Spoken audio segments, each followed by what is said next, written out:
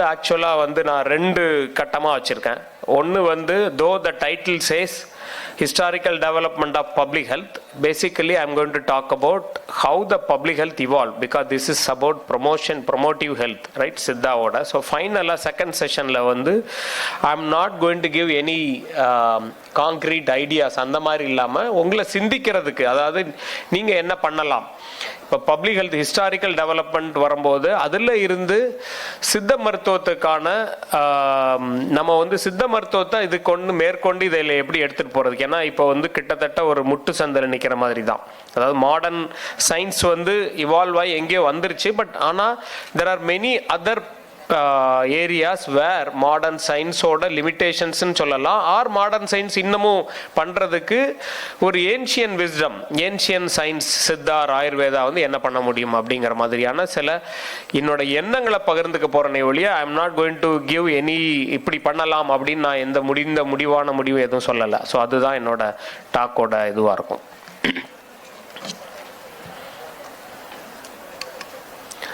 Okay, so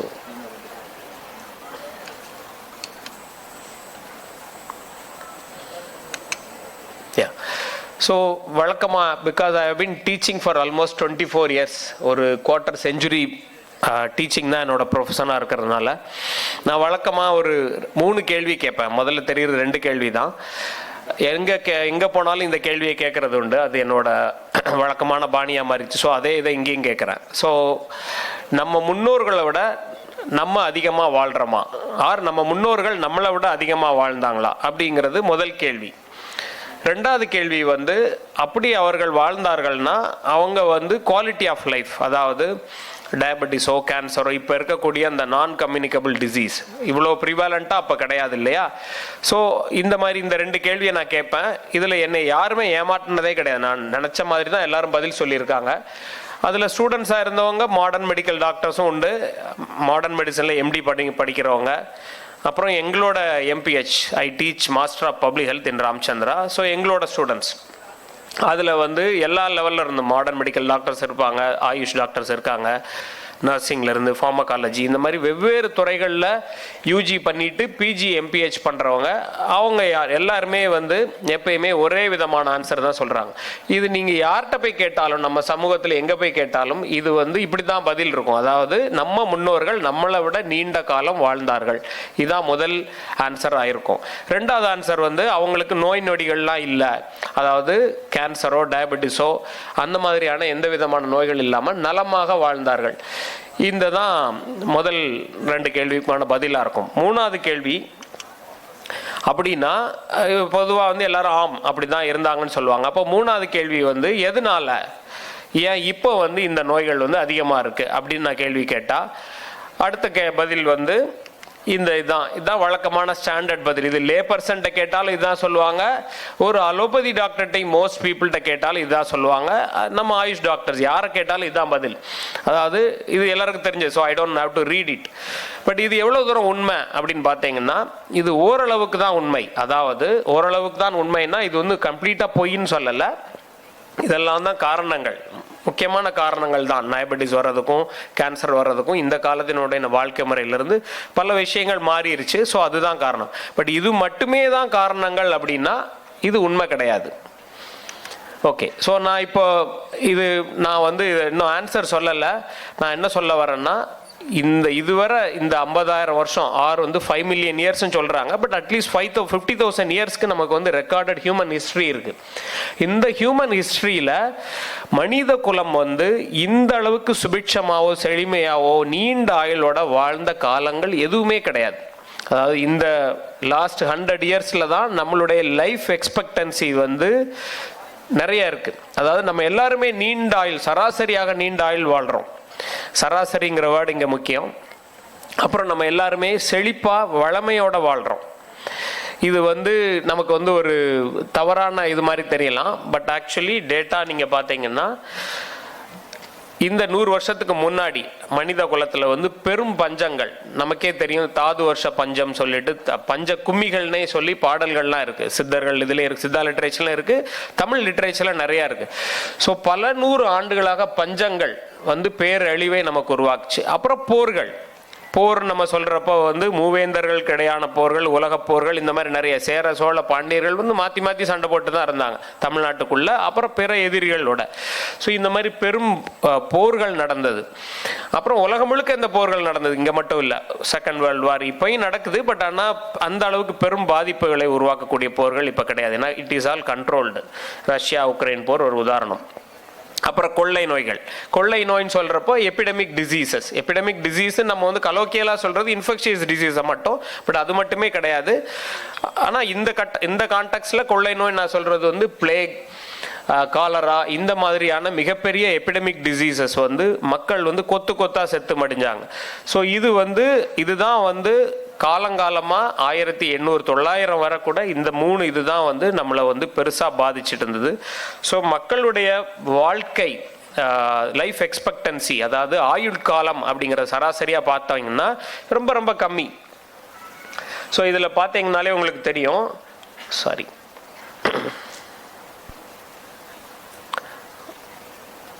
நான் தப்பாக அழுத்திட்டேன்னு நினைக்கிறேன். எஸ். ஸோ ஆக்சுவலி 1947 கரெக்டாக எடுத்துட்டிங்கன்னா இந்தியாவோட சுதந்திரம், அந்த டயத்தில் இந்தியர்களோட ஆயுட்காலம் சராசரியாக 32 வயசு. நீங்கள் இப்போ வேணாலும் கூகுள் பண்ணி பார்க்கலாம். I am not lying, just Google, find out what was the life expectancy of Indians in 1947. Just 32 years. அதாவது சராசரி. அதுக்காக எங்கள் தாத்தாவோட தாத்தா வந்து 100 வருஷம் இருந்தார், 80 வருஷம் இருந்தார் நம்ம சொல்லலாம். பட் ஆனால் சராசரியாக ஒருத்தர் 1920 or 47 பிறந்திருந்தா அந்த குழந்தையோட லைஃப் எக்ஸ்பெக்டன்சி வந்து 32 இயர்ஸ் தான். இப்போ வந்து 72 இயர்ஸ். இப்போ 2023 24 வந்து 70+. தமிழ்நாடு, கேரளா மாதிரியான ஸ்டேட்டில் 70க்கு மேலே இருக்குது. யூபி, பீகார் மாதிரி இன்னும் பெருசாக டெவலப் ஆகாத ஸ்டேட்ஸில் வந்து அது 68 65. ஸோ சராசரியாக இந்தியனோட ஆயுள் காலம்னு பார்த்தீங்கன்னா 70 இப்போ தான் நம்ம கடந்திருக்கோம். அப்போ இது என்ன சொல்ல வருதுன்னா, நம்மளுடைய ஆயுட்காலம் வந்து நீண்டு இருக்கு. ஸோ அப்போ நீண்டதுக்கு என்ன காரணம்னு கேட்டிங்கன்னா உடனே வந்து நம்ம எல்லாரும் சொல்கிறது வந்து மாடர்ன் டெக்னாலஜி அது அப்படின்னு சொல்லுவோம். அதுவும் முற்றான உண்மை கிடையாது.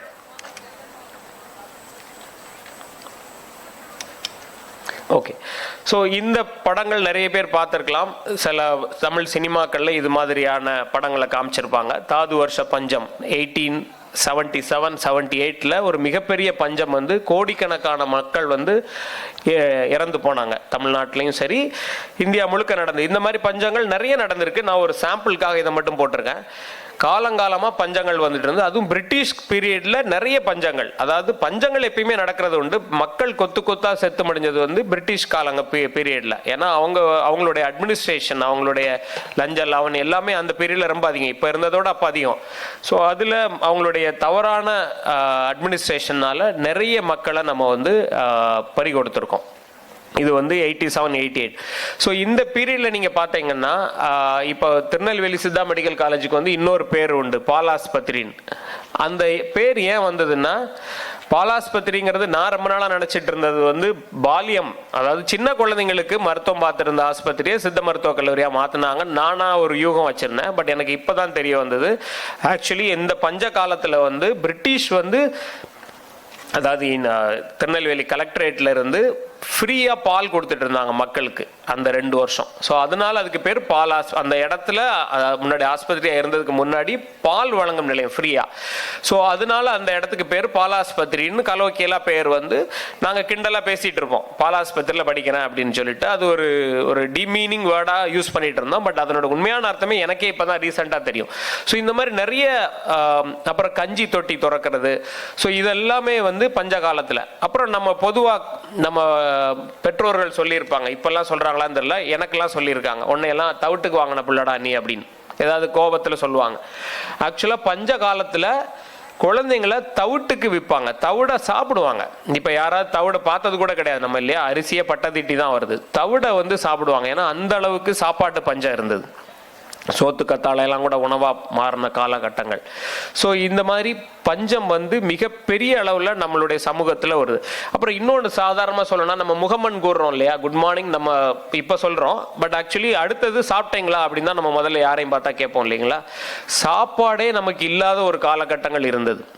சாப்பாடே மனிதர்களுக்கு, அதாவது இந்தியா முழுக்க இருந்தது, உலகம் முழுக்கமே இருந்தது. பட் யூரோப்பியன் கண்ட்ரிஸ் தான் காலனைஸ் பண்ணியிருந்தனால அவங்களுக்கு நம்ம கிட்ட இருந்து நிறைய உணவு தானியங்கள் ஏற்றுமதி பண்ணிக்கிட்டாங்க, போர்கள் பண்ணாங்க. பட் இந்தியர்கள் மாதிரி நிறைய காலனைஸ்ட் பீப்புளுக்கு வந்து சாப்பாடு இல்லாத காலகட்டங்கள்.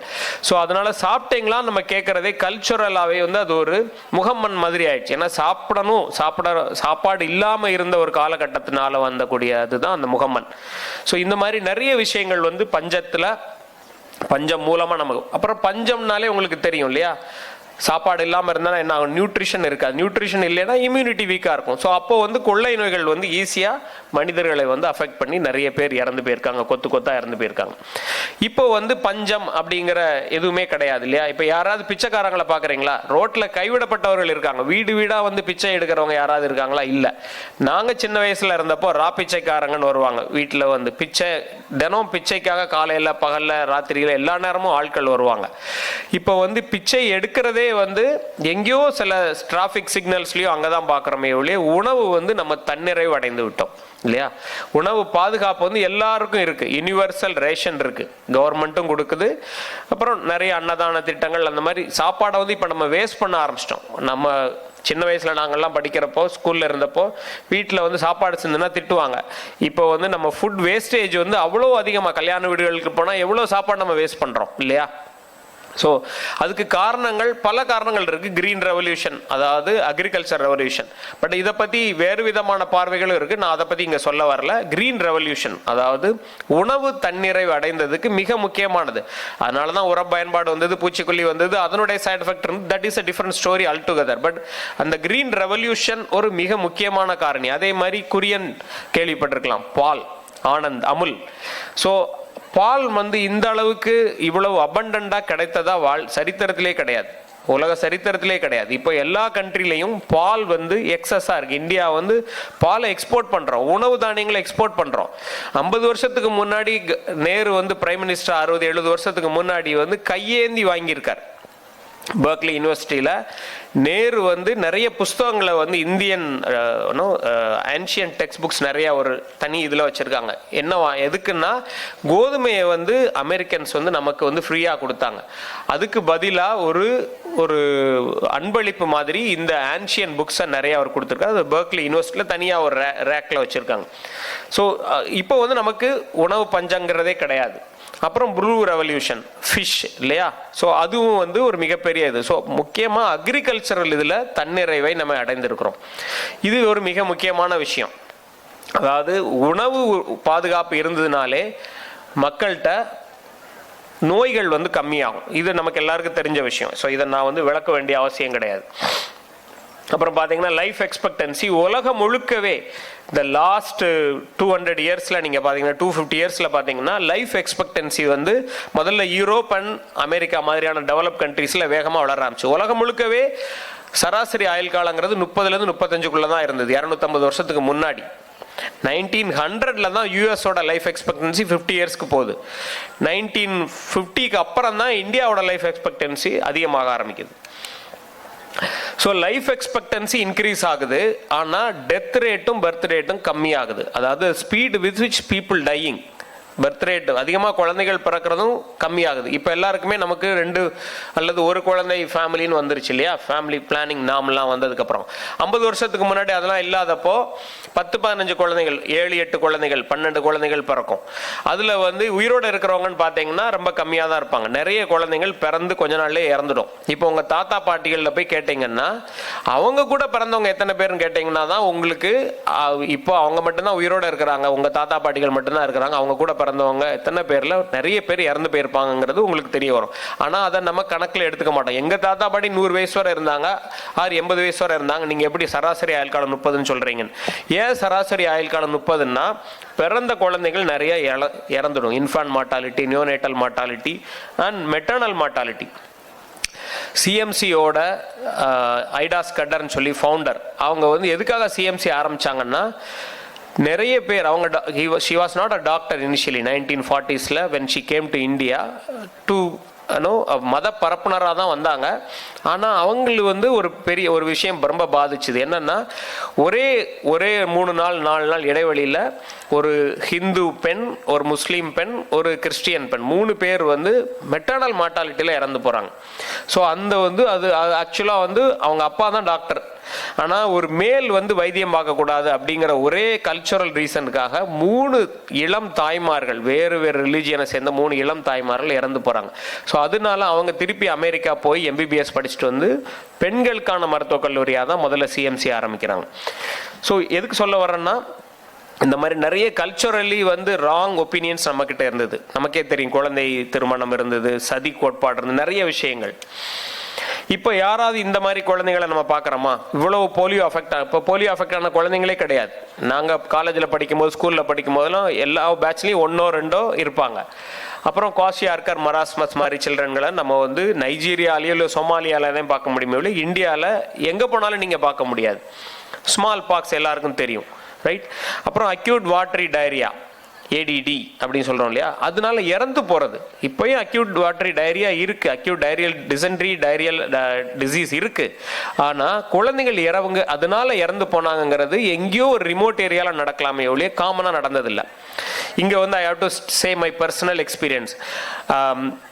ஐ ஹேட் அ சிஸ்டர், நான் சொல்கிறது 77 when I was 4 years old.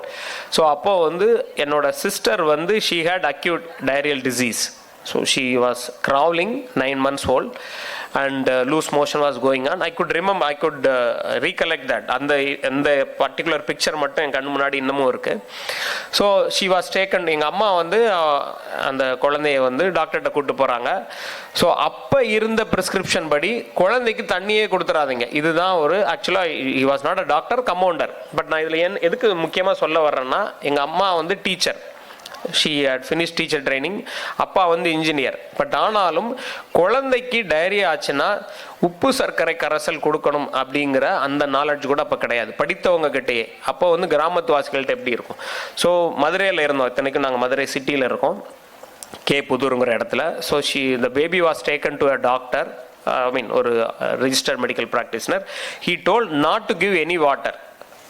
குழந்தை வந்து தண்ணி எடுக்கிறதுக்காக போது அம்மா எடுத்து வைக்கிறாங்க. இப்போ எங்கள் அம்மாட்ட கேட்டால் கூட அது ஒரு பெரிய இதுவாக சொல்லுவாங்க.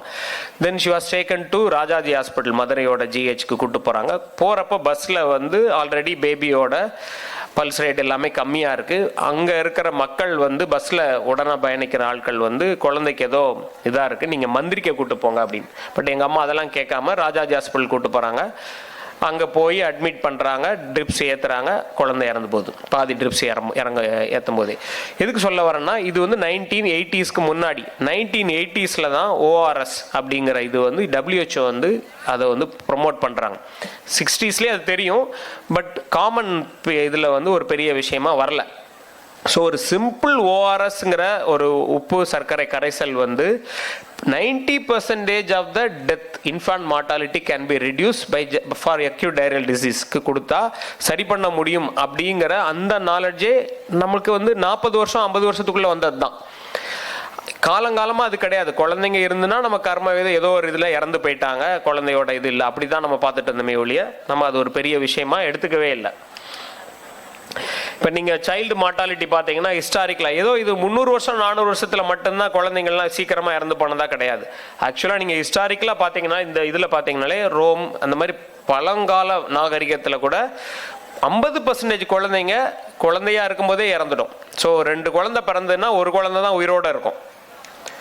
ஹிஸ்டாரிக்கலாக பார்த்தீங்கன்னா இந்த லாஸ்ட் ஒரு 100 இயர்ஸில் தான் child mortality has actually decline to a great level. இப்போ வந்து 4% தான் சைல்டு மார்ட்டாலிட்டி, 100ல் 4 குழந்தைங்க தான் இன்ஃபான்ட் மார்ட்டாலிட்டி ஆகுது. அதுக்கு முன்னாடி 25-30%, அதாவது 4 குழந்தை பிறந்தா கண்டிப்பாக ஒரு குழந்தைய வந்து 25 வயசில் இழந்துருவாங்க. Let me give you another statistics. இவரை உங்களுக்கு தெரிஞ்சிருக்கலாம், சார் ஜோசப் போரேன்னு சொல்லுவாங்க. அவர் போரே கமிட்டி ரிப்போர்ட் வந்து நம்ம பொதுவாக எல்லாருமே கோட் பண்ணுவோம். அவர் வந்து பிரிட்டிஷ் கவர்மெண்ட் வந்து 1939 ஒரு கமிட்டியை செட் பண்ணுறாங்க. அந்த கமிட்டியோட சேர்பர்சன் வந்து போர். ஸோ ஜோசப் போர் வந்து ஒரு சர்வே பண்ணுறாரு அவங்க கமிட்டி மெம்பர்ஸ் எல்லாம். அப்போ they found out and they put இந்த இது வந்து நீங்கள் பிடிஎஃபாக இருக்குது, டவுன்லோட் பண்ணி பார்க்கலாம் ஆன்லைனில், ஃப்ரீயாக இருக்குது. பட் 200 பேஜ் உள்ள டாக்குமெண்ட். ஸோ இவர் தான் வந்து பப்ளிக் ஹெல்த் கேர் சிஸ்டத்தை வந்து இம்ப்ரூவ் பண்ணணும், ஆன்சியன் மெடிசின்ஸை வந்து இன்கார்பரேட் பண்ணணும் அப்படிங்கிற நிறைய ரெக்கமெண்டேஷன்ஸ்லாம் கொடுத்த கமிட்டி இந்த கமிட்டி தான். ஸோ அதில் வந்து நீங்கள் பார்த்தீங்கன்னா தெரியும், பிரிட்டிஷ் இந்தியாவில் டெத் ரேட், அதாவது இன்ஃபேண்ட் மார்டாலிட்டி ரேட் வந்து 162, which is 162 per 1000. That is 1000 குழந்தைகள் 162. இன் அதர் வேர்ட்ஸ் 22.4, அதாவது 1/4 of the children would die before they celebrate first birthday. குழந்தையோட ஒரு வயசை கொண்டாடுறதுக்குள்ள 4 குழந்தைங்கள 1 இறந்துடும்.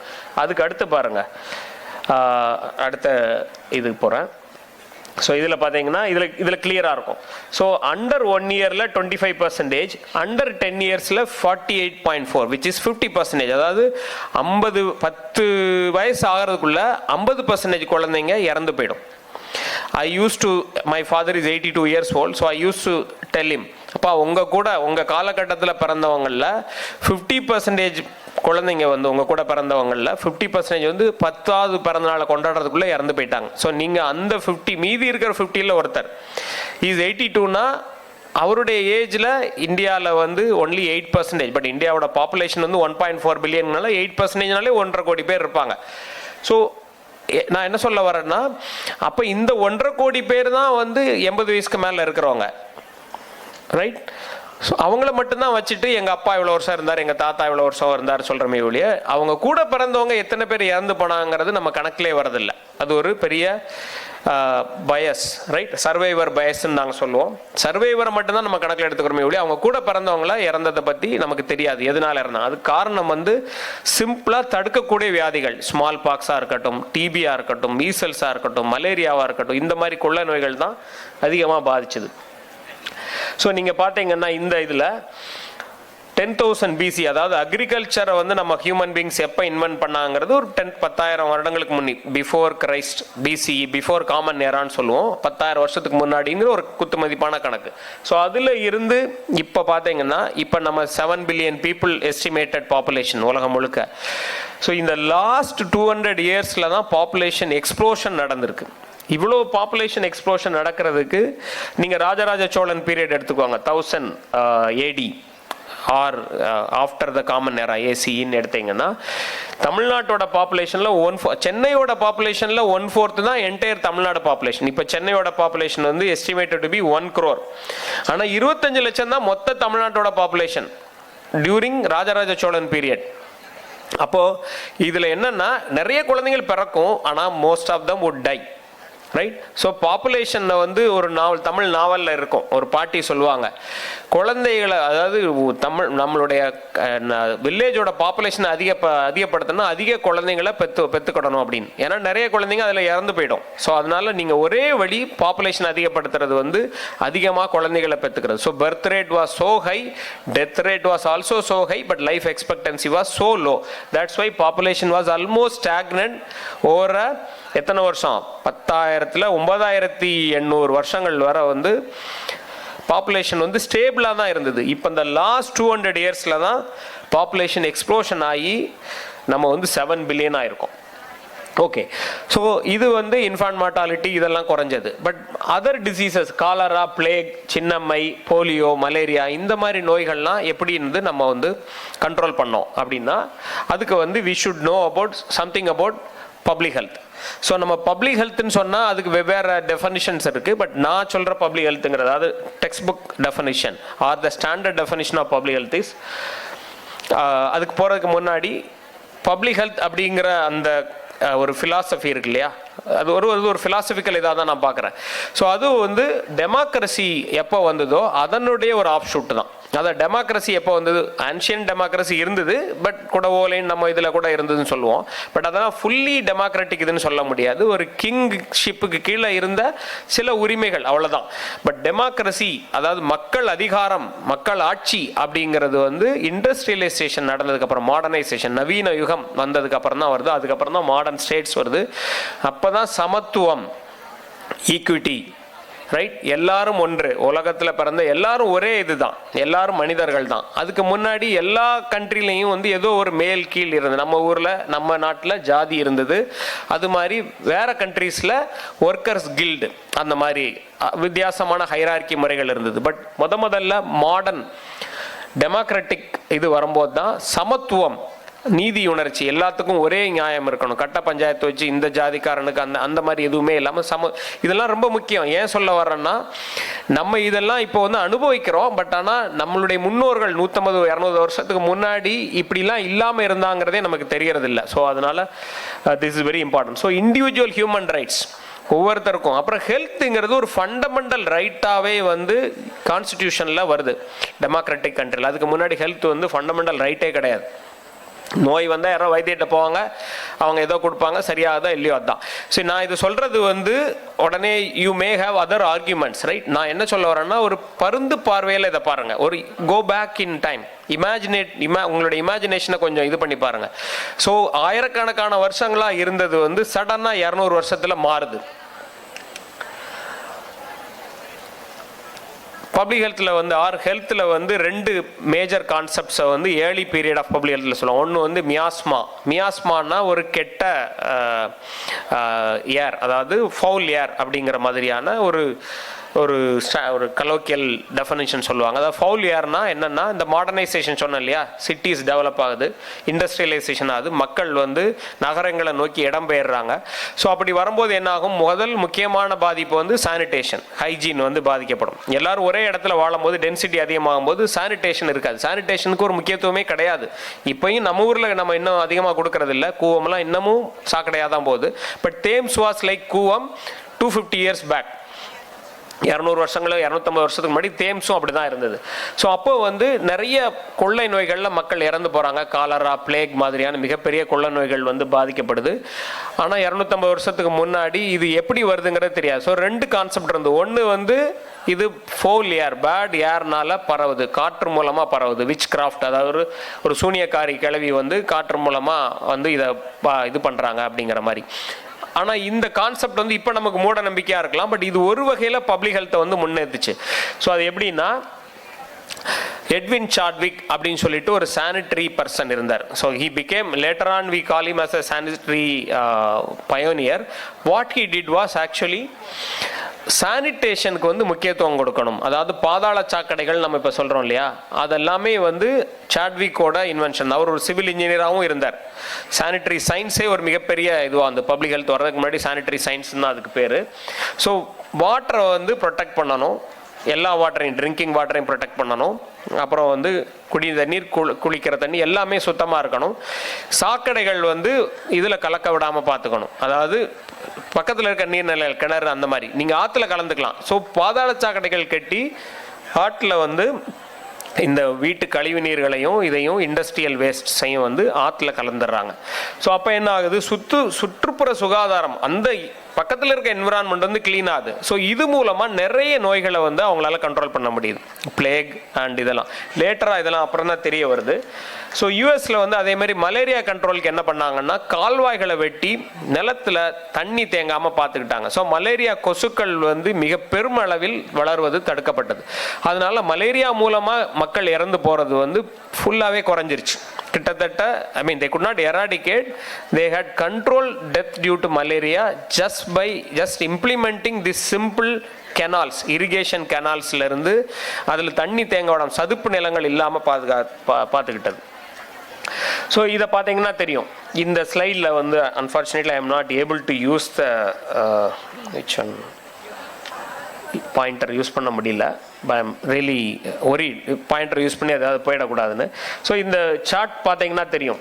அதாவது infectious first use of antibiotic, penicillin, vaccines இதெல்லாம் வர்றதுக்கு முன்னாடியே க்ரூட் டெத் ரேட், அதாவது மக்கள் இறந்து போகிற விகிதம் ரொம்ப குறைய ஆரம்பிச்சிருச்சு. அதாவது 1000 வந்து 200 பேர் 300 பேர் இறந்து போகிறது வந்து வேகமாக குறையுது. Just by sanitation and hygiene, இது மட்டுமே. வேக்சின்ஸ் வரல, ஆன்டிபயோட்டிக்ஸ் வரல, எதுவுமே வரல. அதுக்கு முன்னாடியே நிறைய மக்கள் தொகை இறப்பு விகிதம் வந்து வேகமாக குறையுது. இது பாருங்க, டிபிக்கு 1947 தான் streptomycin, no longer we use streptomycin. இப்போ வந்து நம்ம வந்து இதுக்கு வந்துட்டோம், மல்டி ட்ரக் ரெஜிமெண்ட்க்கு வந்துட்டோம். பிசிஜி வேக்சினேஷன் வந்து 1954 தான் இன்ட்ரடியூஸ் ஆகுது. பட் அதெல்லாம் வர்றதுக்கு முன்னாடி டியூபர்குலோஸ் பேசில்லையே வந்து 1875 தான் ஐடென்டிஃபை பண்ணுறாங்க மைக்ரோஸ்கோப்பில். ஆனால் அதெல்லாம் வர்றதுக்கு முன்னாடியே ஆன்டிபயோட்டிக்ஸ் இதெல்லாம் வர்றதுக்கு, வேக்சின்ஸ்லாம் வர்றதுக்கு முன்னாடியே டிபியோட டெத் ரேட், டிபினால் இறந்து போகிற டெத் ரேட் வந்து பெருமளவில் வந்து குறைச்சிட்டாங்க. இது மருந்து கிடையாது, டெக்னாலஜி கிடையாது, எதுவுமே கிடையாது, ஜஸ்ட் சிம்பிள் காமன் சென்ஸ், எப்படி நோய் வருதுங்கிறத தெரிஞ்சுக்கிட்டதுனால. இது வந்து மியாஸ்மா தியரியோட மிகப்பெரிய ஒரு சாதகமான அம்சம். அதாவது நீங்கள் சானிடேஷனையும் ஹைஜீனையும் இம்ப்ரூவ் பண்ணுறது மூலமாக பெருமளவிலான கொள்ளை நோய்களை தடுக்க முடியும் அப்படிங்கிறது மியாஸ்மா தியரியோட மிகப்பெரிய அவுட்புட். அதுக்கு அடுத்து ஜெர்ம் தியரி, இப்போ எல்லாமே நம்ம சொல்கிறோம் இல்லையா, பாக்டீரியாஸ், வைரஸ். ஸோ இது வந்து கம்பீட்டிங் தியரியாக இருந்தது அதே காலத்தில். அதாவது நோய்கள் வந்து கண்ணுக்கு தெரியாத விலங்குகள் மூலமாக பரவுது. அதுக்கு வந்து பாக்டீரியா வைரஸ்ங்கிற பேர் அப்போ கிடையாது. கண்ணுக்கு தெரியாத நேக்கட், கண்ணுக்கே தெரியாத விலங்குகள், சிறு விலங்குகள் மூலமாக பரவுதுங்கிற மாதிரியான ஒரு கொள்கை இருந்தது. இது ரெண்டும் கம்பீட்டிங்காக இருந்தது. ஸோ இதில் வந்து John Snow, we call him as a father of epidemiology, modern epidemiology. So இந்த லண்டன் காலரா எபிடமிக் நடக்கிறப்போ பிராட் ஸ்ட்ரீட் அப்படின்னு ஒரு ஸ்ட்ரீட் இருக்குது லண்டனில், இப்போவும் இருக்குது, கோல்டன் ட்ரையாங்கிள்னு சொல்லிட்டு அண்ணா நகர் மாதிரியான ஒரு ஏரியாங்க. ஸோ அங்கே வந்து பிராட் ஸ்ட்ரீட், அந்த ஸ்ட்ரீட்டில் நிறைய எல்லா ஸ்ட்ரீட்ஸ்லையும் பம்ப் இருக்கும், அடிபம்ப், போர்வெல்ஸ்.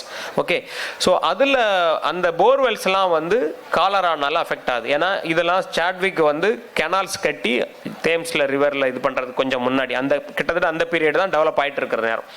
ஸோ அப்போ ஒரு வீட்டில் காலரானால ஒரு குழந்தை இறந்து போகுது. சோக் பிட்டில் அந்த குழந்தையோட கழிவுகள் எல்லாம் போகுது, வீட்டை சுற்றி இருக்கிற சோக் பிட்டில். அதுக்கு பக்கத்தில் தான் இந்த பிராட் ஸ்ட்ரீட்டோட பம்ப் இருக்குது. ஸோ அந்த வாட்டரை குடிக்கிற எல்லாருக்கும் வந்து நிறைய பேர் வந்து காலரா வந்து இறந்து போய்ட்றாங்க. ஸோ இது ஒரு சிம்பிள் சர்வே மூலமாக அவர் இன்வெஸ்டிகேட் பண்ணி மேப் போட்டு ஃபஸ்ட்டு டைம் மேப்பை வந்து யூஸ் பண்ணுறார். அதாவது ஜியோகிராஃபர்ஸ் தவிர ஹெல்த்துக்காக யூஸ் பண்ணுறது. ஸோ யூஸ் பண்ணி ஹி ஃபவுண்ட் அவுட் இந்த காலரா டெத்து இந்த தெருவில் மட்டும் அதிகமாக நடக்கிறது காரணம் அந்த வீட்டில் இருந்த குழந்தை காலராலாம் இறந்துட்டுச்சு, அதனுடைய கழிவு இதெல்லாம் வந்து இந்த அடிபம்ப் தண்ணீரோட கலக்குது அப்படிங்கிறத he showed. Then he also did one thing, he remove the head of the pump, அதோட அடிபம்போட ஹெட்டை தூக்கிடுறாரு. அப்போ யாராலையும் தண்ணி எடுக்க முடியாது. ஸோ அதுக்கப்புறம் காலரா டெத் வந்து கம்மியாகுது. This is simple common sensical. But உலகம் முழுக்க இதுக்கு இப்படியெல்லாம் இருந்திருக்குங்கிற மாதிரி யோசிக்கவே இல்லை. ஸோ அதுக்கப்புறம் காலரா வந்து குறையுது. So then only people believe that cholera is actually spreading through water. It is not the miasma which is causing cholera, it is actually the contaminated water அப்படிங்கிற மிக முக்கியமான ஒரு முடிவு வந்து அப்போ தான் தெரிய வருது. ஸோ அப்போ காலரா வந்து வாட்டர் சிஸ்டத்தை இது பண்ணுறது மூலமாக காலராவை பெருமளவு குறைக்கலாம் அப்படிங்கிறத வந்து முதல்ல ஜான் ஸ்னோவோட ஃபைண்டிங் வருது. அதுக்கு ஜான் ஸ்னோ 1840 இதை கண்டுபிடிக்கிறார். 1875 தான் விப்ரியோ காலராவை மைக்ரோசாஃப்ட் மூலமாக நம்ம ராபர்ட் காக் வந்து ஐடென்டிஃபை பண்ணி சொல்கிறார். ஸோ அப்போ தான் ஜெர்ம்ஸ் அப்படின்னு ஒன்று இருக்குது, உண்மையிலே அதுதான் காஸ் பண்ணுது அப்படின்னு. இதை வந்து நான் எப்படி சொல்லுவேன்னா, இப்போ நம்ம ரிடக்ஷனிஸ்டிக் ஆஸ்பெக்ட்னு சொல்கிறோம் இல்லையா, சயின்ஸை வந்து நம்ம வந்து ஹோலிஸ்டிக், சித்தா, ஆயுர்வேதா, யுனானி மாதிரியான ஆன்ஷியன் சிஸ்டம்லாம் வந்து ஹோலிஸ்டிக், சயின்ஸ் வந்து ரிடக்ஷனிஸ்டிக். ஸோ இது வந்து ஒரு ரிடக்ஷனிஸ்டிக் இதுக்கு வந்து முக்கியத்துவம் கொடுத்த ஒரு இது ஃபைண்டிங். ஜெர்ம்ஸ் மூலமாக, பாக்டீரியா, வைரஸ் மூலமாக நோய்கள் பரவுது அப்படிங்கிறது வந்து ரிடக்ஷனிஸ்டிக் ஆஸ்பெக்ட், அதாவது குறுக்கல் வாதத்துக்கு வித்திட்ட one of the important finding இது. அப்போ எல்லாத்துக்குமே பாக்டீரியா இருக்குமா? அப்போ உடனே மனிதர்களோட இயல்பு என்ன, ஒரு பாக்டீரியா கண்டுபிடிச்சி இதுதான் காலராவை உண்டு பண்ணுதுன்னா அப்போ எல்லா நோய்களுக்கும் ஏதோ ஒன்று உண்டு பண்ணுதுங்கிறது தான் அடுத்து இருக்கும். ஓகே, ஸோ அப்போ என்ன ஆகுது, everybody wanted to be a bacteriology, microbiology எல்லாமே அதுக்கப்புறம் தான் டெவலப் ஆகுது. ஸோ மைக்ரோஸ்கோப் வச்சுட்டு ஆளுக்கு போய் பார்க்குறாங்க, புதுசாக நிறைய கிருமிகளை கண்டுபிடிக்கிறாங்க. Everybody wanted to be a microbiologist. இப்போ everybody wants to be a AI person, artificial இன்டெலிஜென்ஸில் இல்லை டேட்டா அனலிட்டிக்ஸ் இல்லை சாஃப்ட்வேரில், இதில் தான் எல்லாருக்குமே ஒரு விருப்பம் இருக்கு இல்லையா. அதே மாதிரி 200 வருஷத்துக்கு முன்னாடி everybody wanted to be a microbiologist. ஏன்னா நீங்கள் எங்கே போனாலும் ஒரு மைக்ரோபை கண்டுபிடிக்கலாம். ஏன்னா பாக்டீரியாவும் வைரஸும் நமக்கு முன்னாடி காலத்தால் முந்தையவே எங்கே எல்லா இடத்துலையும் இருக்கும் இல்லையா. மூக்குண்ணியில் கூட ஆயிரக்கணக்கான பாக்டீரியா வைரஸ் இருக்குன்னு நம்ம சொல்கிறோம் இல்லையா. ஸோ அந்த மாதிரி கண்டுபிடிக்கிறாங்க. So everybody wanted to be a microbiology. So எல்லா நோய்களுக்கும் மைக்ரோபயாலஜி, அதாவது பாக்டீரியா வைரஸ் அப்புறம் தான் கண்டுபிடிக்கிறேன், பாக்டீரியா தான் காரணம் அப்படிங்கிற ஒரு கருதுகோளுக்கு வர்றாங்க. ஸோ அது germ theory of causation. I am not going to say about all those things now.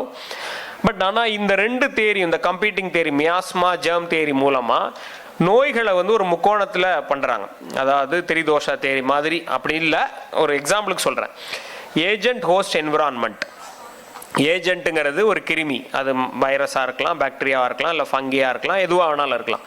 Environment நமக்கு எல்லாருக்கும் தெரியும், அந்த local environment R the major environment. So அது வீட்டுக்குள்ளனா க்ரௌடிங், ரைட், வென்டிலேஷன் இல்லாதது, வீட்டை சுற்றி கழிவு நீர் தேங்கி இருக்கிறது, இதெல்லாம் தான் என்விரான்மெண்ட். ஹோஸ்ட் ஃபேக்டர்னா நியூட்ரிஷன், இம்யூனிட்டி, இந்த மாதிரி என்ன வேணாலும் ஏஜ் சொல்லலாம், அதர் டிசீஸை சொல்லலாம், இந்த மாதிரி நிறைய விஷயங்கள் சொல்லலாம். ஸோ இந்த மூணு மூலமாக எப்படி நோய்கள், முக்கியமாக இன்ஃபெக்ஷியஸ் டிசீஸ் பரவுது அப்படிங்கிறத ஈஸியாக தே குட். ஸோ நீங்கள் ஏஜெண்டை தடுக்கிறது மூலமாகவோ, இல்லை என்விரான்மெண்ட்டை க்ளீன் பண்ணுறது மூலமாகவோ, இல்லை சோஷியோ எக்கனாமிக் ஸ்டேட்டஸை இம்ப்ரூவ் பண்ணுறது மூலமாகவோ நோய்களை தடுக்கலாம் அப்படிங்கிற ஒரு அறிவியல் நோக்கு. இது டெக்னாலஜிலாம் கிடையாது, மெடிக்கல் டெக்னாலஜி சொல்லலை, ஆன்டிபயோட்டிக்ஸ் எதுவுமே இல்லை. ஸோ இது இல்லாமலே இதெல்லாம் பண்ணிகிட்டு இருந்தாங்க. ஸோ இதெல்லாம் நடந்ததுனால என்ன ஆகுது, இந்த லாஸ்ட் 100 வருஷத்தில் இன்ஃபெக்ஷியஸ் டிசீஸ் பெருமளவில் கட்டுப்படுத்தப்பட்டது இல்லையா. அதாவது டிபியோ, காலராவோ, பிளேகோ, இந்த மாதிரி கொள்ளை நோய்கள் கிட்டத்தட்ட இந்த 100 வருஷத்தில் கிட்டத்தட்ட இல்லாமலே ஆக்கிட்டோம், சின்னமையே ஒழிச்சிட்டோம். ஸ்மால் பாக்ஸ் இஸ் நாட் பெரியமையா சின்னமையா, ஆல்வேஸ் கெட் கன்ஃபியூஸ்ட். ஏன்னா இந்த இங்கிலீஷ் பேரும் தமிழ் பேரும் அப்படி ஆப்போசிட். ஸ்மால் பாக்ஸ் சுத்தமாக அறவே இல்லை. போலியோவை கிட்டத்தட்ட இந்தியாவிலேருந்து ஒழிச்சிட்டோம். இன்னும் பாகிஸ்தான், ஆப்கானிஸ்தான், இந்த மாதிரி சில கண்ட்ரீஸில் மட்டும்தான் இருக்குது. பல நோய்கள் கட்டுப்படுத்திட்டாங்க, இல்லைனா ஃபுல்லாகவே எராடிகேட் சில நோய்களை எராடிகேட் பண்ணியிருக்கோம். ஓகே. ஸோ இப்போ இதெல்லாம் ஆகும்போது என்ன ஆகுது, பெருமளவில் குழந்தைகள் இறப்பு வீதம் குறையுது. அப்போ பிறக்கிற குழந்தைங்களில் 25% வித்தின் 1 இயரில், ஆர் 50% வித்தின் 10 இயர்ஸில் இறந்து போகிறதுலேருந்து கிட்டத்தட்ட அனைவருமே 50 வருஷம் 60 வருஷம் வாழலாம் அப்படிங்கிற ஒரு நிலைக்கு நம்ம சேர்ந்துருக்கோம். ஆனால் நேச்சருக்கு ஒரு விதி இருக்கு இல்லையா, எல்லாரும் இறந்து போகிறோம், எல்லாருமே மார்டல் தான், எல்லாருக்குமே ஒரு எக்ஸ்பைரி டேட் இருக்குது. அது என்னங்கிறதா நமக்கு தெரியாதவளை everybody is going to die. Okay. So அப்போது அதிக காலங்கள் வாழ்கிறப்போ என்ன ஆகும், நேச்சுரலாகவே அதர் கைண்ட் ஆஃப் நோய்ஸ் வரும். ஸோ நான் கம்யூனிகபிள் டிசீஸ் அப்படிங்கிற அந்த தொற்றா நோய்கள், நாட்பட்ட தொற்றா நோய்கள் அந்த காலத்தில் அதிகம் கிடையாது. ஏன்னா அதெல்லாம் வர்றதுக்கு முன்னாடியே அவங்க இறந்து போயிடுவாங்க. 1 வயசு 2 வயசு 10 வயசு 15 வயசு 20 வயசுலேயே நிறைய பேர் இறந்து போயிடுவாங்க. ஸோ ஒருவேளை அவங்க வாழ்ந்துருந்தாங்கன்னா அவங்களுக்கும் டயபெட்டிஸ் வந்திருக்கும், கேன்சர் வந்திருக்கும், ஹார்ட் அட்டாக் வந்திருக்கும். ஆனால் அதுக்கு வாய்ப்பு அவங்க கொடுக்கல.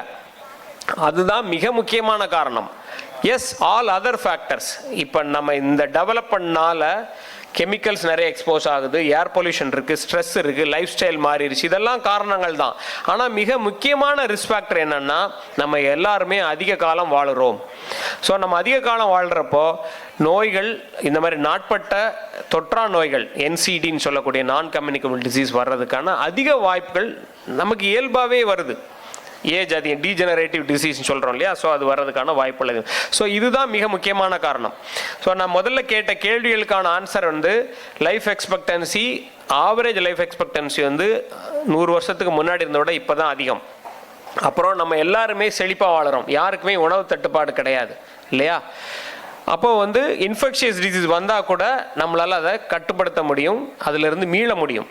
அந்த காலத்தில் இதெல்லாம் கிடையாது. சிம்பிள் நோய்களில் நிறைய பேர் இறந்து போயிருக்காங்க. இப்போ ஒரு ORS மூலமாக அக்யூட் டைரியல் டிசீஸ்னால குழந்தைகள் இறந்து போகிறத கிட்டத்தட்ட ஒழிச்சிட்டோம்.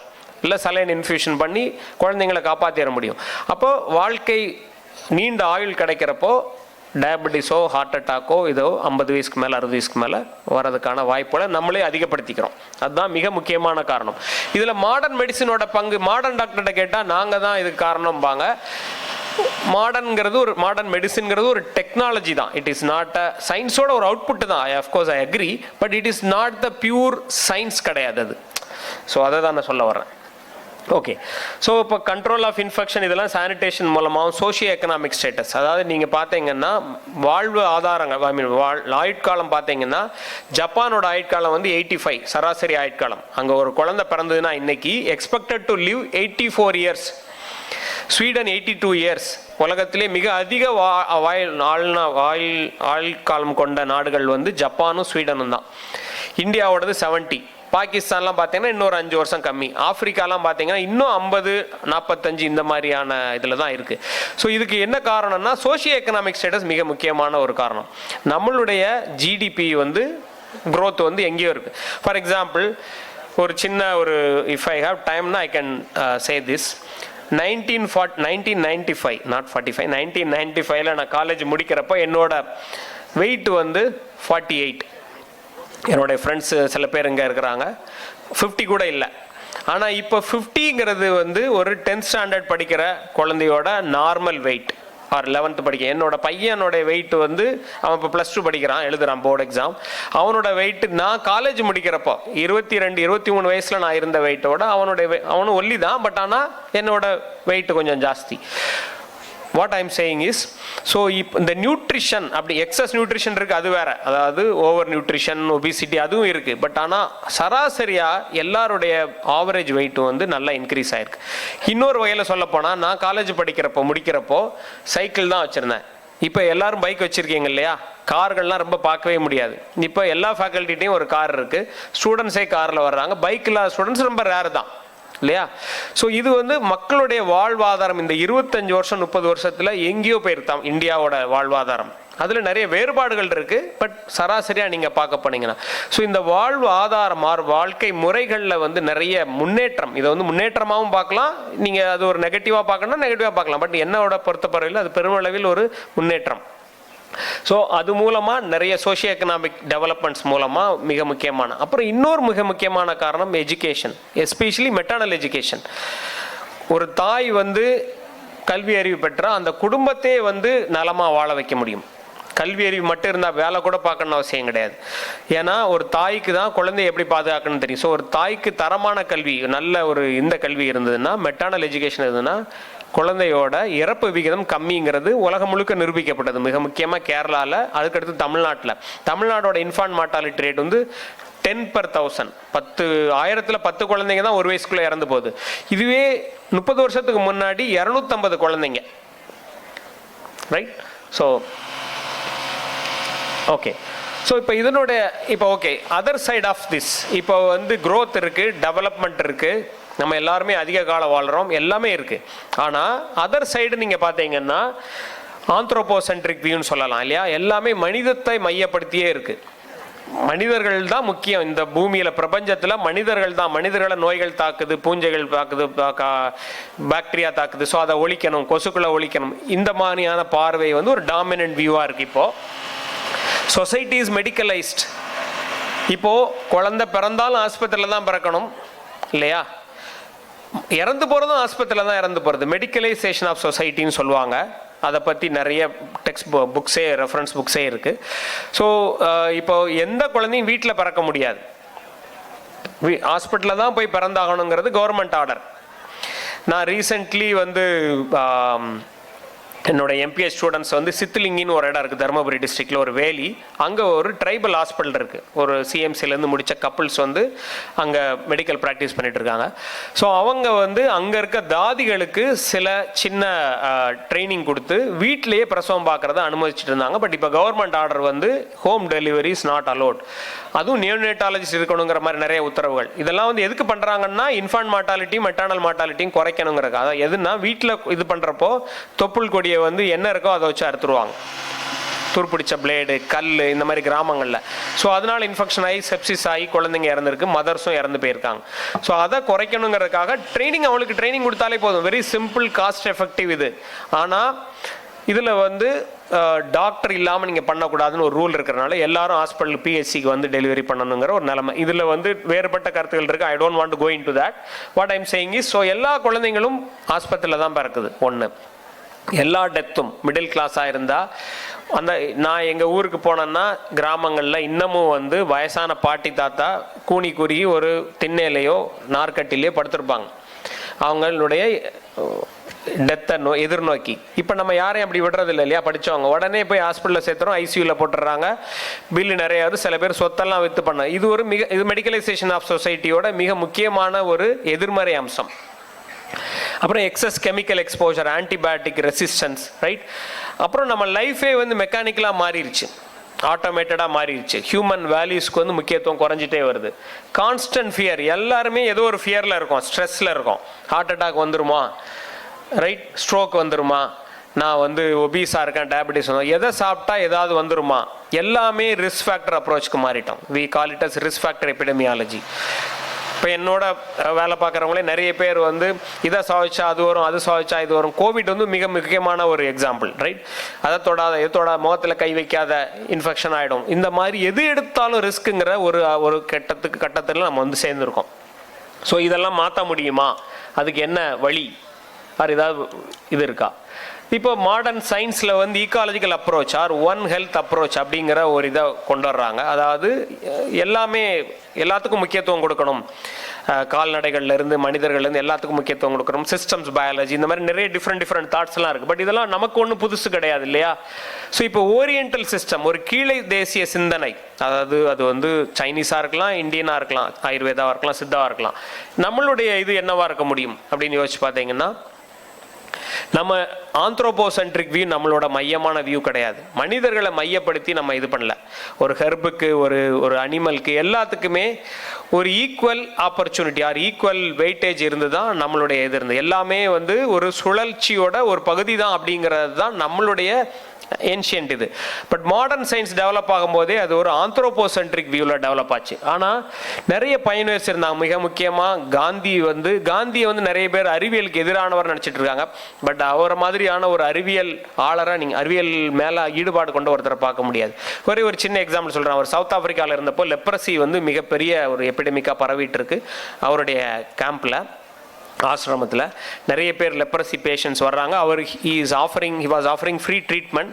ஸோ நிறைய பேர் வர்றாங்க. So he was nursing them, right, nurse பண்ணுறாரு. அதனால மற்றவங்களுக்கு பரவக்கூடாதுங்கிறதுக்காக அவர் எப்பயும் சாப்பிட்ற ஹோட்டலில் போய் சாப்பிட மாட்டார். எல்லாரும் சாப்பிட்டு முடிச்சு தனியாக இருக்கிறப்ப தான் போய் சாப்பிடுவார். அதாவது என்னால் இன்னொருத்தருக்கு அந்த கிருமி பரவிடக்கூடாது. இது ஒரு சின்ன எக்ஸாம்பிள் சொல்கிறேன். இந்த மாதிரி நிறைய விஷயங்கள் அவர்கிட்ட இருக்கு. He believed in naturopathy than in allopathic medicine. He was not against science. He was against both Hakims, Vaidyas. அவர் தமிழ்நாட்டில் சித்த மருத்துவம் பார்த்துக்கல, பட் ஆயுர்வேத வைத்தியர்கள் மேலே அவர் நிறைய குறை சொல்லியிருக்கார். ரொம்ப பணம் பறிக்கிறாங்க அந்த மாதிரி. அதே மாதிரி ஹக்கீம்ஸ் மேலே, டாக்டர்ஸ் மேலே, அலோபதிக் டாக்டர்ஸ் மேலே தான் அவருக்கு கம்ப்ளைண்டே ஒழிய சயின்ஸ் மேலே கிடையாது. ஏன்னா அவர் வந்து பிரிட்டிஷ் இதில் யூகேல போய் படிக்க போகும்போது அப்போ தான் இந்த சானிடேஷன் இதெல்லாம் வந்து மிக முக்கியமான ஒரு இதாகி மக்கள் தொகையை வந்து அதிகமாகுது. ஸோ அவருக்கு தெரியும். அதனால தான் அவர் வந்து ட்ரெயினில் கக்கூஸ் க்ளீன் பண்ணுறார். அவருடைய ஆசிரமத்தில் வந்து டாய்லெட்டை க்ளீன் பண்ணுங்கிறது ஒரு மிக முக்கியமான விதி. ஏன்னா சுகாதாரம் வந்து ரொம்ப முக்கியம், அது இல்லைன்னா நோய் வரும்ங்கிறத வந்து அவர் வந்து சொல்லிக்கிட்டே இருந்தார். தன்னுடைய செய்கள் மூலம் மக்களுக்கு சொல்லிகிட்டே இருந்தார். ஸோ அது மாதிரி நியோ காந்தியன்ஸ் சொல்லிட்டு இவங்கெல்லாம் வெஸ்டர்னர்ஸ் தான், எக்ஸப்ட் ஃபுகாக்கோ உங்களில் நிறைய பேருக்கு தெரிஞ்சிருக்கலாம். Japanese organic farmer. ஸோ அவருடைய 1 Straw Revolution அப்படிங்கிறது மிக முக்கியமான ஒரு புத்தகம். அதாவது வந்து மாடர்ன் சயின்டிஃபிக் அப்ரோச்சில் he was not against science. அவர் கமர்ஷியல் ஆஸ்பெக்ட் ஆஃப் சயின்ஸ், டெக்னாலஜியை யூஸ் பண்ணி கமர்ஷியலைஸ் பண்ணுறது தான் அவர் எதிர்த்தாரே ஒழிய சயின்டிஃபிக் இதில் இல்லை. ஒரு இன்ஃபேக்ட் அவர் நேச்சருக்கு திரும்பி போவோம்னு சொல்லிட்டு நம்ம பண்ணுற அக்ரிகல்ச்சரே வந்து அகெயின்ஸ்ட் நேச்சர் தான்ங்கிற மாதிரியான ஒரு கான்செப்டில். ஸோ காந்தி தெரியும், கிராம் ஸ்வராஜ், அவர் டீசென்ட்ரலைசேஷன் பண்ணணும், எல்லாமே சின்ன லெவலில் இருக்கணும், ஆட்டோமேட் பண்ணக்கூடாது, உடல் உழைப்பு இருக்கணும், சுகாதாரமாக இருக்கணும், தன்னிறைவு கொண்ட கிராமங்கள், இதுதான் அவருடைய இது. ஐவான் இல்லிச் அப்படின்னு சொல்லிட்டு ஒருத்தர், அவரும் வந்து இங்கே வந்து நம்ம காரியாப்பட்டியில் காந்தி ஆசிரமத்தில் தங்கியிருக்கார், ஜேசி குமரப்பாவோட இதில்.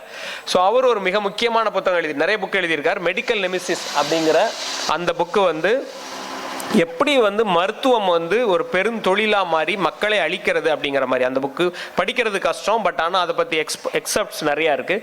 அப்புறம் ஸ்மாச்சார் அப்படின்னு சொல்லிட்டு ஒரு ஜெர்மன், இவங்க எல்லாமே நியோ காந்தியன், காந்திக்கு அப்புறம் காந்தியால் இன்ஸ்பயர் ஆகி அது சம்பந்தமான நிறைய விஷயங்கள் எழுதியிருக்கு. ஸ்மால் இஸ் பியூட்டிஃபுல், அதாவது பெருந்தொழில்கள், பெரும் நிறுவனங்களுக்கு பதிலாக சின்ன சின்ன விஷயங்களாக பண்ணுறது மூலமாக நம்ம இதே அதை வளர்ச்சியை, அதாவது வளங்குன்றா வளர்ச்சி அடைய முடியும் அப்படிங்கிற ஆஸ்பெக்டில் இவங்க 3 பேருமே சொல்லியிருக்காங்க. ஓகே, ஸோ நான் வந்து இப்போ என்ன சொல்ல வரேன்னா, அதாவது it's not take home message கிடையாது, என்னுடைய பார்வையிலிருந்து நான் என்ன சொல்ல வரேன்னா, ஒரு சித்த மருத்துவத்தின் ஃபிலாசபி மேலே நம்பிக்கை உள்ளவனா என்ன பண்ணா, ரெண்டு விஷயங்கள் பண்ணலாம் இமீடியட்டாக. அதாவது ஒன்று வந்து நம்ம மருந்துகளை ரேண்டமைஸ் ட்ரையல், அது ஆல்ரெடி சில பேர் பண்ணிட்டு இருக்கீங்க, ரேண்டமைஸ் ட்ரையல் பண்ணி மருத்துவ அறிவியல், அதாவது அறிவியல் பூர்வமாக அதை நிரூபிக்கிறது, இது எஃபெக்டிவா இல்லையா, ஸ்டாண்டர்டைஸ் பண்ணுறது, ஆப்ஜெக்டிவாக ப்ரூவ் பண்ணுறது, இது ஒரு வகை. இன்னொரு வகை வந்து திரிதோஷா தேரி இல்லையா. ஸோ இது வந்து முக்குற்றங்கள்ங்கிறது அது ஒரு ஒரு நிறைய பேர் சொல்லுவாங்க அது வந்து ஒரு primitive theory. It's not primitive. Sankhya ஃபிலாசபிங்கிற ஒரு மிக முக்கியமான ஃபிலாசபியோட ஒரு ஒரு ப்ராக்டிக்கல் இதுதான் வந்து சித்த மருத்துவமும் சரி ஆயுர்வேத மருத்துவமும் சரி. ஸோ அதில் திரிதோஷாங்கிறது வந்து ஒரு மிக முக்கியம். இதை I cannot explain all this thing because time is not there. What I'm saying is, so இந்த மாதிரி தியரிங்களை வந்து மாடர்ன் இதுக்கு ஆஸ்பெக்டில் இன்னும் எக்ஸ்பிளைன் பண்ண முடிஞ்சால் அது இன்னும் பெட்டராக இருக்கும். கடைசியான ஸ்லைடு இது. இதுக்கு எனக்கு பிடித்த வள்ளலாரை நான் போனேன். இன்ஃபேக்ட் டாக்டர் பாலா 2-3 நாளாக கேட்டிருந்தேன் நீங்கள் என்னென்ன பேச போகிறீங்கன்னு. நான் தான் சொன்னேன் இதெல்லாம் பேசிட்டு கடைசியில் வள்ளலாரில் நான் முடிக்க போகிறேன் அப்படின்னு சொன்னேன். டைம் ஆகுது, அதனால் நான் வள்ளலாருங்கிறது வந்து அவரை வந்து நான் ஏன் போட்டிருக்கேன்னா எனக்கு பிடிச்சதுனால இல்லை, அவர் வந்து ஒரு மாடர்ன் செயின்ட் அப்படின்னு சொல்லலாம். அவர் ஒரு சித்த மருத்துவராகவும் இருந்திருக்கார், அவர் ஒரு பப்ளிக் ஹெல்த் பர்சனாகவும் இருந்திருக்கார். இந்த பாட்டு ஆக்சுவலாக நான் சொன்னேன் இல்லையா, பப்ளிக் ஹெல்த்தோட மிக முக்கியமான ஃபிலாசபி எல்லாருக்கும் எல்லாம் கிடைக்கணும், ஈக்விட்டி, ஜஸ்டிஸ், நீதி உணர்ச்சி இருக்கணும். அதுதான் அதனுடைய மிக முக்கியமான அந்த 2 ஃபண்டமெண்டல் பிரின்சிபல்ல இருந்து தான் பப்ளிக் ஹெல்த் ஸ்டார்ட் ஆகுது. அதாவது நோய் வருதுன்னா எல்லாருக்கும் ஈக்குவலான ஹெல்த் கேர் கொடுக்கணும், யாரும் நோய் இல்லாமல் இருக்கணும், எல்லாரும் நோய் இல்லாமல் வாழணுங்கிறது தான் பப்ளிக் ஹெல்த்தோட மிக முக்கியமான ஃபண்டமெண்டல் பிரின்சிபல். ஸோ இதில் எப்படி வள்ளலார் பொருந்துறாருன்னா, வள்ளலாருடைய காலகட்டத்தில் தான் பெரும் பஞ்சங்கள் நம்ம நாட்டை தாக்கிட்டு இருந்தது. ஸோ நீங்கள் இப்பயும் வடலூர் போனீங்கன்னா அங்கே ஒரு அணையா அடுப்பு இருக்கும், யார் போனாலும் சாப்பாடு கிடைக்கும். பஞ்சத்தில் மக்கள் செத்துட்டு இருந்தப்போ ஆக்சுவலாக நம்ம இது வந்து ஒரு நம்மளுடைய பாஸ்ட் தான், ஜாதி அடிப்படையில் தான் மருத்துவமோ இல்லை வந்து உணவோ கிடைச்சிட்டு இருந்தது. அடிமட்டத்தில் இருக்கிறவங்களுக்கு மருத்துவமும் சரியாக கிடைக்காது, உணவும் சரியாக கிடைக்காது. பஞ்சத்தில் நிறைய பேர் நம்மளை விற்றுக்கிட்டாங்க. ஃபிஜிலேயோ, சவுத் ஆப்பிரிக்காலேயோ, வெஸ்ட் இண்டீஸ்லேயோ, இல்லை ஸ்ரீலங்காலேயோ நம்மளுடைய தோட்ட தொழிலாளர் எல்லாம் தன்னைத்தானே விற்றுக்கிட்டு அங்கே போய் வேலை செஞ்சவங்க தான். ஸோ இதெல்லாம் பார்த்து அவர் வந்து he was very sensitive to those things. வாடிய பயிரை கண்ட போதெல்லாம் வாடினேன் அப்படின்னு பாடியிருக்கார் இல்லையா. ஸோ அதனால சாப்பாடு வந்து எல்லாத்துக்கும் கிடைக்கணுங்கிறதுல மிக முக்கியமாக இருந்தார். ஸோ அது வந்து மிக ஒன்று. அப்புறம் அவருடைய திருவருட்பாவோட லாஸ்ட் இது 6வது திருமுறையில் இந்த பாட்டு, இதில் நீங்கள் பார்த்தீங்கன்னா இது வந்து எல்லாருக்கும் எல்லாம் கிடைக்கணுங்கிற ஒரு பொது கம்யூனிசம் இல்லை, ஒரு பொது எல்லாருக்கும் ஈக்விட்டபிளாக கிடைக்கணும் அப்படிங்கிறத அவர் வந்து ஆன்மீகவாதியாக சொல்லியிருப்பார். இன்ஃபேக்ட் வந்து நாராயணகுரு, வள்ளலார், ராமகிருஷ்ண பரமஹம்சர், விவேகானந்தர், இவங்க எல்லாருமே, வள்ளலார் வந்து இவங்களுக்கு எல்லாத்துக்குமே கொஞ்சம் காலத்தால் முற்பட்டவர். இவங்க எல்லாருமே துறவிகள், ஆனால் அவங்க மிகப்பெரிய நிறுவனங்களே ஆரம்பித்தாங்க. அந்த நாராயணகுரு இயக்கம் ஒரு பெரிய இது, ராமகிருஷ்ண மிஷன் உங்கள் எல்லாருக்கும் தெரியும், வள்ளலார் இயக்கம் தமிழ்நாட்டில். ஸோ மிகப்பெரிய தொண்டும் மக்கள் சேவையும் அதுதான் பண்ணிட்டு இருந்தாங்க. ஸோ இதில் நீங்கள் பார்த்தீங்கன்னா இப்போ ஒரு என்னோட ஃப்ரெண்டு வந்து இஸ்மாயில்னு சொல்லிட்டு, ரஃபீக் இஸ்மாயில்னு சொல்லிட்டு ஒரு டைரக்டர், சினிமா டைரக்டர், பட் அவர் ரொம்ப படங்கள்லாம் தயாரித்ததில்லை, டைரக்ட் பண்ணதில்லை. பட் இந்த anbelumperveli.net அப்படிங்கிற வெப்சைட் உள்ளே போனீங்கன்னா இப்போ ரீசெண்டாக 2-3 வாரத்துக்கு முன்னாடி வள்ளலார் பாடல்களை நவீன இசையமைப்பில் சஞ்சய் சுப்பிரமணியம், கர்நாடிக் சிங்கர் இருக்கார் இல்லையா, வயலினிஸ்ட் இல்லை வோக்கலிஸ்ட், கர்நாடிக் சிங்கர், அவரும் இன்னொரு மியூசிஷியன் பேர் மறந்துட்டேன், Shaan, I forgot his name. So இவங்க 3 பேர் சேர்ந்து ஒரு பெரிய இது டாக்குமெண்ட்ரி வெளியிட்டிருக்காங்க. இது நீங்கள் அது வந்து வள்ளலாருடைய பாடல்களை வந்து ராக் மியூசிக்கில், சஞ்சய் சுப்பிரமணியம் வந்து ராக் மியூசிக்கில் பாடுறதை நீங்கள் யோசிச்சே பார்த்துருக்க மாட்டேன், அவரே யோசிச்சு பார்த்துருக்க மாட்டார், அவரே சொல்லியிருக்கார். ஸோ பாடியிருப்பார். அதில் இந்த பாட்டு கேட்டு பார்த்தீங்கன்னா it gives you that goose பம்ப்ஸ்ன்னு சொல்லுவோம்ல, மயிர்கூச்சரியும் ஒரு இது. அதாவது 200 வருஷத்துக்கு முன்னாடி தமிழ்நாட்டில் இருந்த ஒரு துறவி வந்து எல்லாருக்கும் எல்லாம் கிடைக்கணுங்கிற ஒரு இதில், இது ஏன் நான் வலியுறுத்தி சொல்கிறேன்னா, இவர் வந்து சொல்கிறப்ப சமரச சுத்த சன்மார்க்க சத்திய சங்கம், இப்போ கூட யாரோ ஒரு ஸ்டூடெண்ட்டோட ப்ரெசன்டேஷனில் அந்த ஃபோட்டோ இருந்தது, தற்செயலாக இருந்தது தான். ஸோ சமரசம் எல்லாம் ஒன்றா இருக்கணும். அப்புறம் வந்து உருவ வழிபாடு, இந்த மாதிரி நம்மளுடைய அதாவது மரபான சைவ சமயத்தில் இருந்த பல விஷயங்களை அவர் எதிர்த்தார். அவர் ஒரு ரெவல்யூஷனரியாகவும் இருந்தார், ஒரு புரட்சியாளராக இருந்தார், உண்மையான புரட்சியாளராகவும் இருந்தார். அதனாலேயே வந்து அவர் மேலே கோர்ட்டில் வழக்கெல்லாம் போட்டாங்க. அவர் திருவருட்பா இல்லை, அது மருட்பா அப்படின்னு ஆர்மோ நாவலர் அப்படிங்கிற ஒரு மரபான சைவர். I am not saying against him, what I'm saying is மரபான சைவர்கள். ஸோ மரபு அப்படிங்கிறது ஒரு மிக முக்கியமான விஷயம் தான். பட் மரபு, நமக்கு இவ்வளோ பெரிய மரபு இருக்குங்கிறது நம்மளுடைய பெருமை தான். பட் ஆனால் இந்த லாஸ்ட் 300-400 இயர்ஸில் உலகம் மனிதம் அப்படின்னு நீங்கள் எடுத்தீங்கன்னா எங்கேயோ போயிருக்கு. ஸோ அதையும் நம்மளுடைய மரபான முறைகளில் இருந்த ஆந்த்ரோபோசென்ட்ரிக் வியூ இல்லாத எல்லாமே ஒன்று அப்படிங்கிற மாதிரியான இதையும் கம்பைன் பண்ணால் we may again lead the world. So with this I want to finish this talk. Thank you.